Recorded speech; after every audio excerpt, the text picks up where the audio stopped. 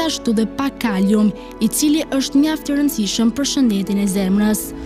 Përfitimet e kumbullës jeshile përfshin përmirësimin e shikimit, rritjen e rezistencës ndaj sëmundjeve të syve, trajtimin e diabetit, uljen e kolesterolit, ndihmon në uljen e peshës, redukton hipertensionin dhe presionin e lartë të gjakut. Kumbulla jeshile mund të ulë rrezikun e kancerit dhe gjithashtu mund të ndihmojë në trajtimin e sëmundjeve të ndryshme të lëkurës dhe të flokëve.